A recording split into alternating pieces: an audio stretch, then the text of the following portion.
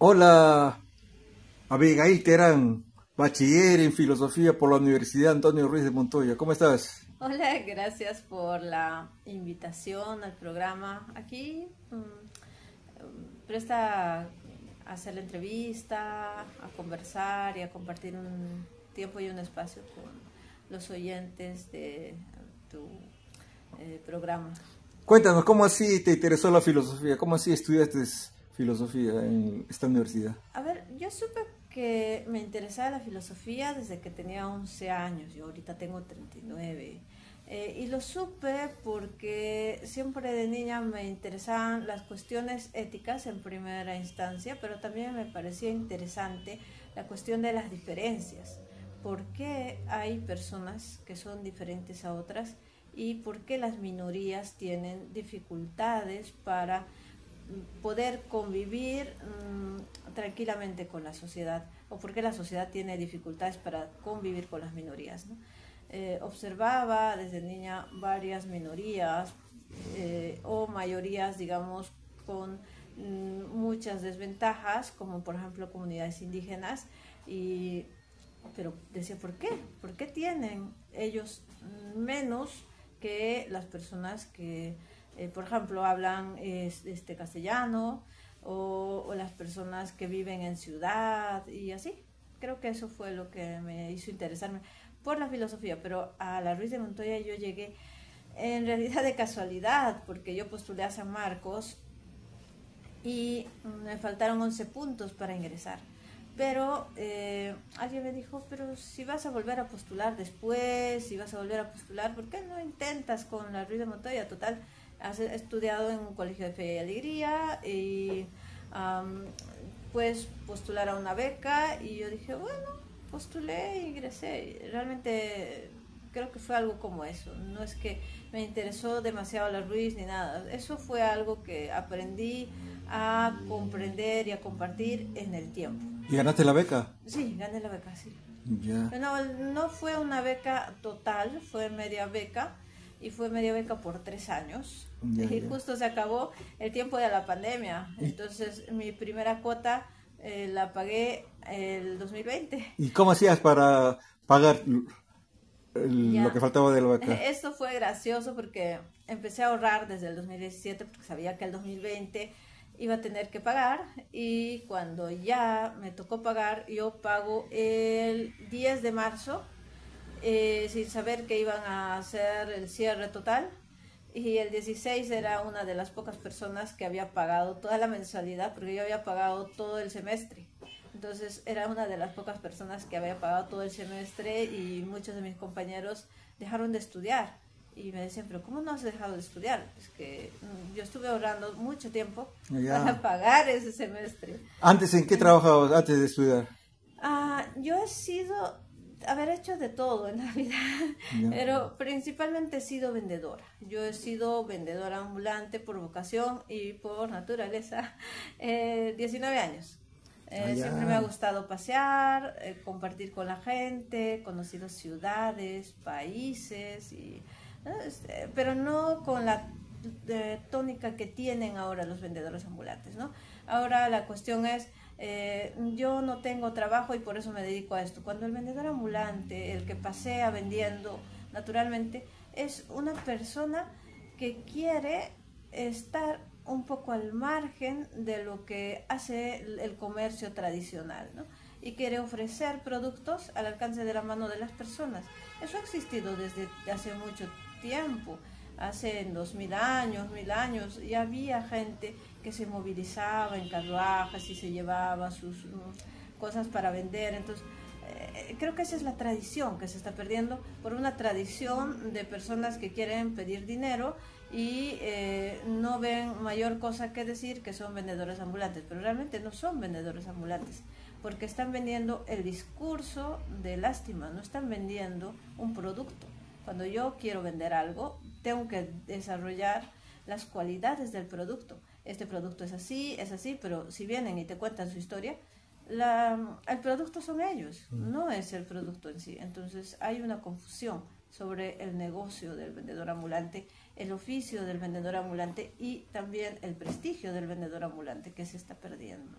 ¿Tú acabaste tus estudios entonces secundarios hace 19 años antes de ingresar a la universidad? No, no, yo acabé mis estudios secundarios medio año antes de ingresar a la Ah, universidad. ya, casi acabando entonces el colegio Sí, de sí, egresado. sí, sí, acabando el colegio ingresé a la universidad. Sin acabar el colegio postulé a San Marcos a los 29. Y en realidad yo hice mi secundaria 2 veces. Una Ya, ya. vez la hice en Bolivia y como no me la quisieron reconocer, la tuve que hacer aquí de otra vez. ¿De dónde, natural de dónde eres? De Moquegua, Ah, te vienes desde allá. sí. ¿Y te has ido a Bolivia? No es que yo me he ido a Bolivia. En ese tiempo, como que la gente decía, ¿no? A ver, ¿a dónde nos queda más barato? Ah, sí, Digamos, ¿dónde nos queda más barato para que pueda vivir? ¿Allá o allá? en Entonces, Bolivia. como en Lima estaba más caro, pues no Sí, se sí. vinieron aquí. Incluso actualmente mucha gente se va a estudiar medicina a Bolivia, ¿sabes, no? Sí, sí, sí. Hay muchos avances en medicina. Hay mucha gente en Brasil también que se va a estudiar medicina allá. Contaste de que tenías una vocación por la ética, pero creo que también tienes otra vocación por otra rama de la filosofía. Cuéntanos. En realidad, mi vocación por la lógica nació enseguidita, porque empecé con ética a los 11 años y después, cuando conocí la lógica, tuve una profesora en el colegio, en el primer colegio secundario donde estudié, y ella, la profesora Erika Musueta, que le he buscado mucho tiempo y no la encuentro todavía, nos enseñó a hacer lógica jugando, manejando las manos, dando vueltas, cantando, haciendo cosas así interesantes. Y a mí me pareció muy, muy práctico y muy parecido a la matemática, que me gustaba también. Y era un problema porque yo no sabía si estudiar filosofía o estudiar matemática. Las dos cosas siempre me han parecido que me jalan, ¿no? Una por un lado y la otra por el otro, nunca se ponen de acuerdo, o si pudieran jalar al mismo lado, pero no siempre es igual. Entonces, la lógica también ha sido un punto importante para mí en el quehacer de mi vida. De hecho, incluso mi profesora me daba las clases de la secundaria, algunas clases para que yo las dicte a mis compañeros. Entonces, estaba en un momento... Compañeros Sí, videntes. sí, sí, yo dictaba algunas clases en mi colegio, ella me daba Ah, el permiso para colegio. dictarlas, sí. Entonces, así nació también un poco la vocación por enseñar, ¿no? Y en la universidad, ¿qué tal el aprendizaje, matemáticas, lógica?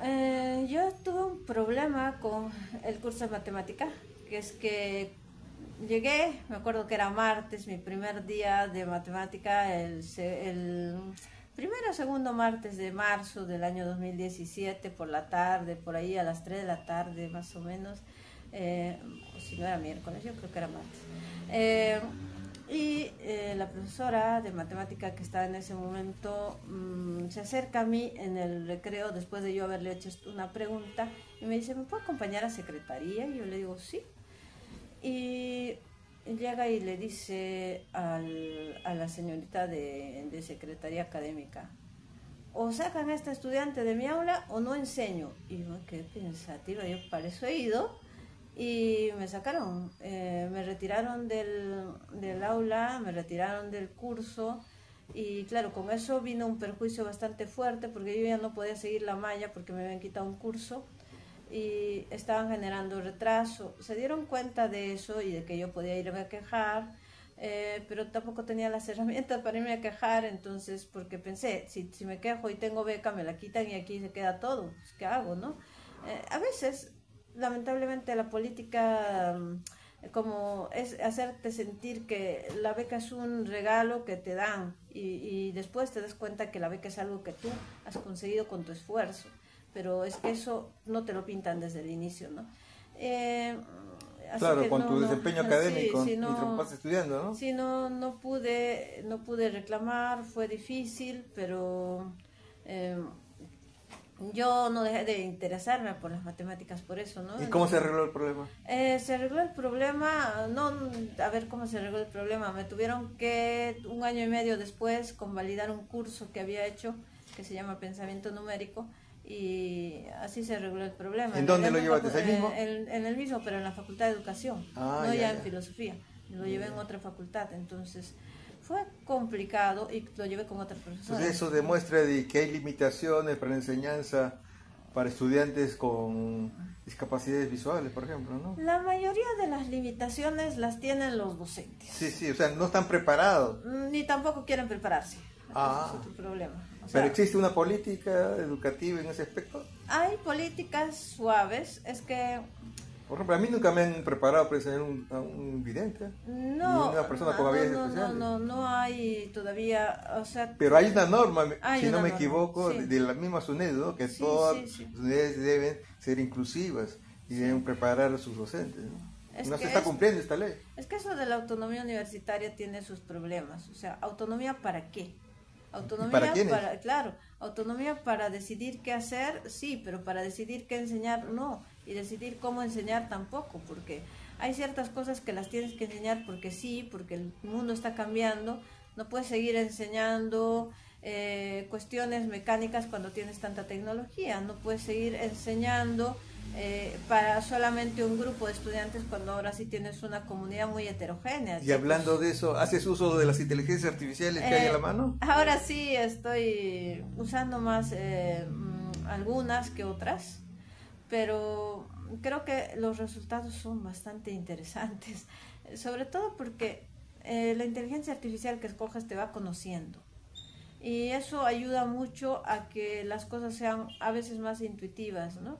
Para ambos. El trabajo en común puede volverse fructífero.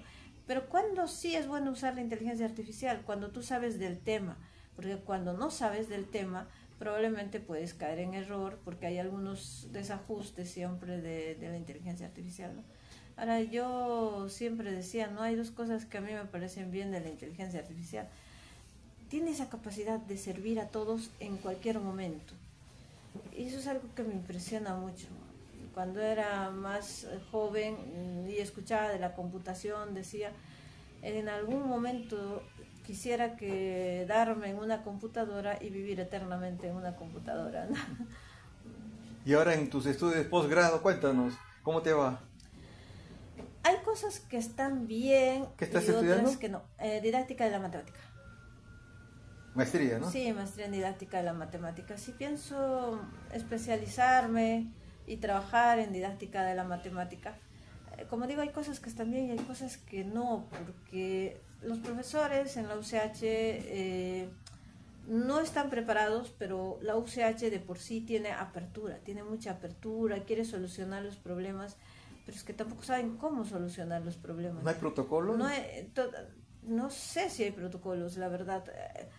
Pero es que A los nivel protocolos no son internacional. tan claros, eso es el problema. O sea, no hemos logrado llegar como país a un nivel donde digan, estas son las líneas gruesas. Pero las se podría líneas copiar gruesas. algo del extranjero, ¿no? Alguna experiencia Sí, pero dile a la PUC, por ejemplo, que también tiene problemas para ya. plantearse. En otras palabras, la Universidad Peruana no está capacitada para enseñar a personas con discapacidad visual. discapacidad visual. No Y otras está. discapacidades. Y otras discapacidades, que no sé si puedo decirlo así porque yo no los tengo en el estudio, ¿no? Mi estudio fundamental con datos, con estadísticas, discapacidad visual. Me puedo sentir especialista en eso, en educación a personas con discapacidad visual, puedo demostrar eso, pero yo no puedo demostrar lo otro. Y hay algo cierto, uno no puede hablar de lo que no sabe. ¿Y cómo te toman examen? ¿Tipo braille o cómo es? Los exámenes en la maestría no son como los exámenes en el pregrado. Los exámenes en la maestría tienen que ver con competencias que tienes para hacer determinadas cosas. Por ejemplo, ensayos, sesiones de clase. Hay otro nivel de trabajo. Hace poquito estaba trabajando un curso que se llama Análisis Curricular y Evaluación en Matemática. Y ahí lo que hacíamos era trabajar una sesión y, digamos, compaginarla con los estándares de aprendizaje. No, yo escogí estándares de aprendizaje. Podías hacerlo con el currículo de la educación básica, podías hacerlo con otros documentos, pero yo decidí los estándares porque me parece importante el trabajo. Tú tienes experiencia, perdón, en enseñanza, ¿no? Sí, tengo mi proyecto se llama Lingua Universalis. O sea, ¿tienes alumnos? Sí, tengo 17. ¿En qué materia? Matemática. Y Cuéntanos, ¿cómo les enseñas? ¿en qué sentido? Por ejemplo, en una clase promedio hay una pizarra, un profesor. Ya, en una clase para personas con discapacidad visual no hay una pizarra. Ya, ustedes enseñas a discapacitados. Sí, yo enseño a personas con discapacidad visual. No hay una pizarra porque no necesita que haber una pizarra. Entonces, ¿vas a especializarte en enseñanza para discapacitados? Yo voy a utilizar todo lo que está a disposición de las personas que quieren hacer docencia para aplicarlo a enseñanza de discapacidad visual. ¿Por qué? Porque el problema con educación especial es que la educación especial o educación inclusiva también que dicen, Sí. no tiene una maestría en eso, no tiene un componente específico en STEM. Entonces, si tú quieres hacer materias STEM, tienes que también especializarte en STEM. O sea, y primero un matemático, un físico, una persona que es docente de matemática, de física, tiene que saber su materia y después su materia tiene que aplicarla al tipo de estudiantes que tiene. ¿Cómo? Ahí hay que ir trabajando, hay que ir revisando textos, escribiendo, observando la experiencia. Según lo que nos está diciendo, entonces hay un vacío, por no decir negligencia, abandono en la pedagogía, en la enseñanza de algunas materias para los no videntes, ¿no? Sí hay un vacío, hay un abandono y un olvido hasta el punto en que hay profesores de aula que tienen no estudiantes, siempre les digo, sino otras sillas, una silla sobre la otra. ¿Por qué? Porque dejan al estudiante que esté ahí, que escuche lo que pueda. Le preguntan 3 cosas y tienes estudiantes que están en quinto de secundaria y no saben las 4 operaciones. Claro, y en general, ya no estamos hablando de discapacitados visuales, ¿no? En general aprenden más, porque están observando la pizarra. Ya. Ahora, que el estudiante no quiera aprender porque le gusta el TikTok, el reggaetón y otras cosas, pues eso sí es otra historia. Pero el profesor suele enseñar a sus estudiantes promedio de una manera aceptable, pero de por sí no va a llegar a un estudiante con discapacidad visual por el modo. No está preparado. No solo es que no está preparado, es que el lenguaje que utiliza no es el apropiado.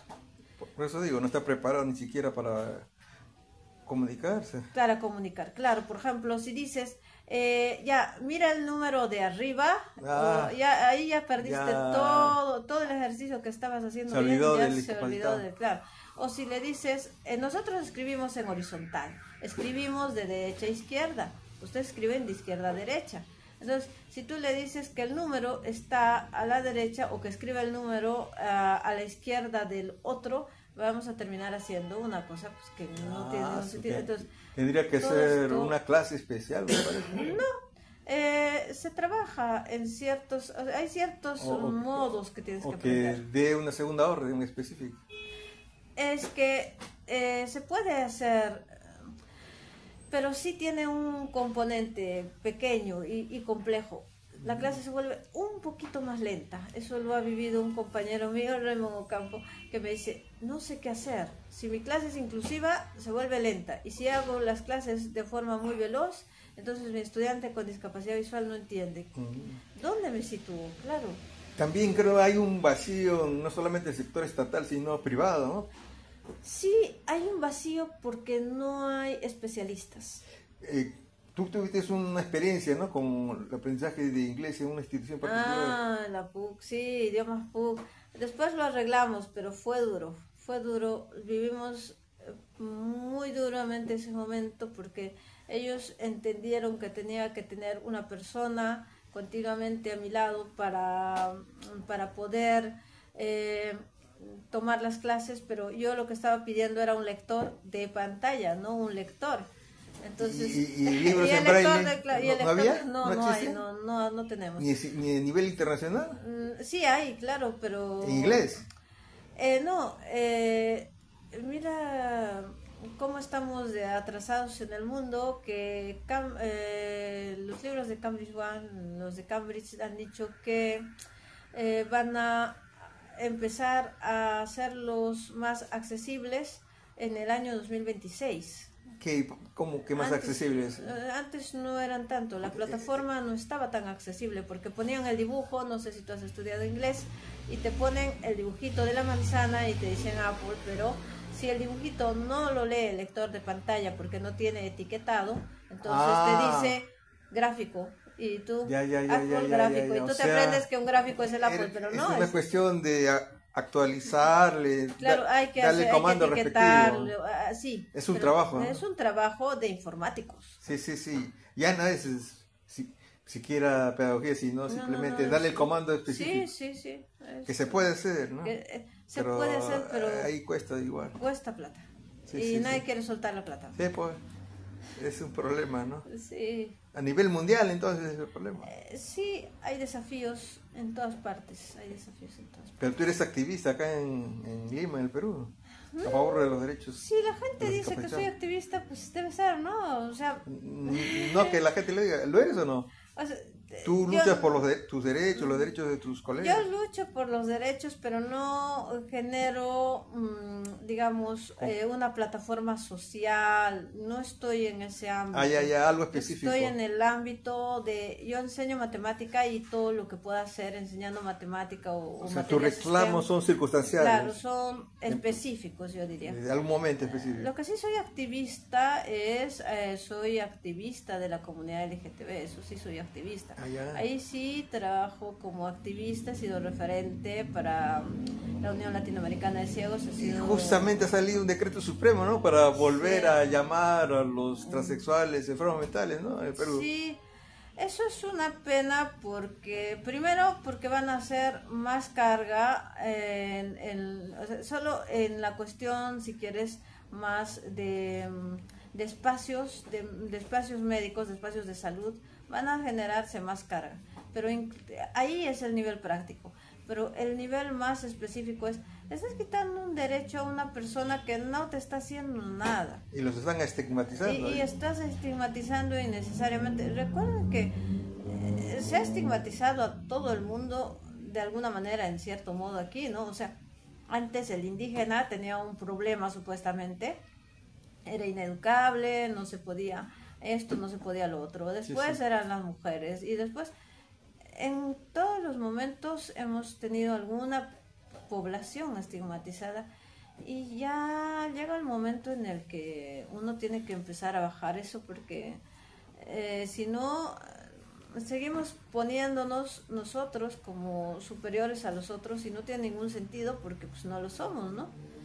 Hay personas moralmente reprochables y hay personas pues moralmente encomiables en todos los bandos, en todas las ramas políticas, en todos los espacios, de todas las orientaciones sexuales, identidades de género, personas con y sin discapacidad y de todo un poco, pero eso no define a la persona. Y hablando de personas, el promedio de las personas se casa, tú también estás próxima a casarte, ¿no? Sí, el promedio de las personas se casa, pero el promedio de las personas se divorcia. Está bien, ¿no? Bueno, yo siempre digo que este será mi primer matrimonio, ojalá que me vaya bien, y si no... Si te va bien, va a ser el último. No, yo no creo en una persona con quien vas a vivir toda tu vida. ¿Exclusividad? No creo ni en la exclusividad ni en que hay una persona para ti. ¿Pero tu pareja creerá lo mismo? Creo que todo se debe conversar. Yo sí no creo en la infidelidad. La infidelidad es la falta de lealtad hacia el otro. Claro. Eso sí es algo como muy fundamental. Uno debe conversar y lo que no sea conversable, si eso es tan importante que afecta a la relación, hay que decidir, ¿no? La relación o esto que quiero hacer. Pero es que no es hacer las cosas y después pensarlas, sino primero pensar las cosas y después hacerlas, porque si no, afectas al otro. Y es importante, la vida en pareja es saber que el otro tiene derechos y hay que respetarlo y deberes y hay que comprender también esa parte, ¿no? Muy bien. ¿Y qué más viene para tu vida? ¿Matrimonio, carrera? Carrera, el doctorado. ¿Ya?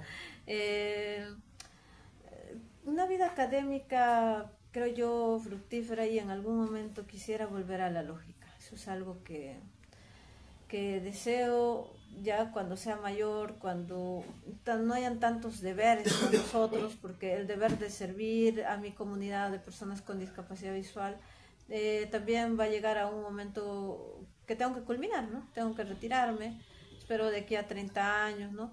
Ya decir, bueno, ahora sí quiero dedicarme a la lógica, quiero dedicarle todo el tiempo a eso, al estudio de la lógica, que es algo que no he podido hacer. He tenido que abandonar. Tenías una decisión, ¿no?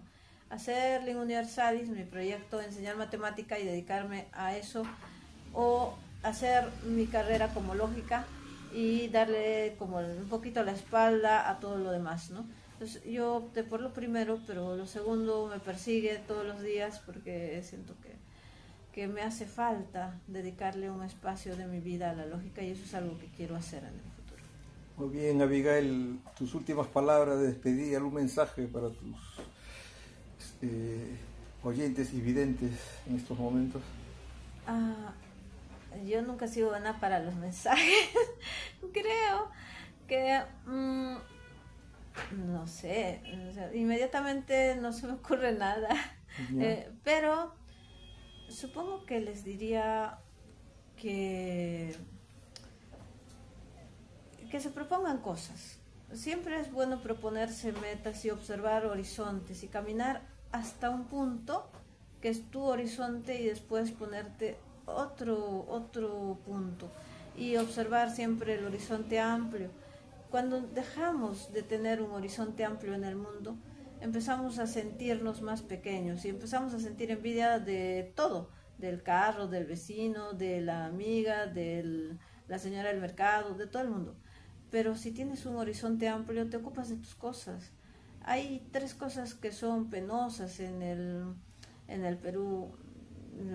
Siempre es la impuntualidad, la viveza criolla y el chisme. Si dejamos todo eso y nos dedicamos a nuestras cosas y a hacer más grande lo que queremos hacer, algo vamos a conseguir. No será algo muy grande, pero será algo que nos haga sentir orgullosos de habernos puesto a hacer esa cosa. Muchas gracias, Abigail Terán, bachiller en filosofía por la Universidad Antonio Ruiz de Montoya. Tengo una buena y larga vida. Gracias, qué amable. Hasta la próxima. Chao.